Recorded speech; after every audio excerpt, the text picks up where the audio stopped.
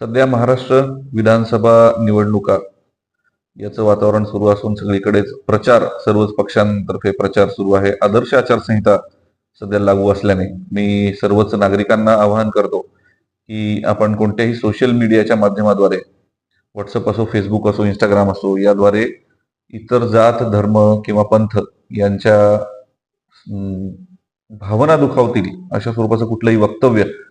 Social मीडियाच्या माध्यमातून करू नये. व्हॉट्सअप मीडियावर, व्हॉट्सअप ग्रुपवर आपण मेंबर असाल तर अशा स्वरूपाचे मेसेजेस फॉरवर्ड करू नये किंवा ते इतरांना शेअर करू नये, आपल्या स्टेटसला लावू नये.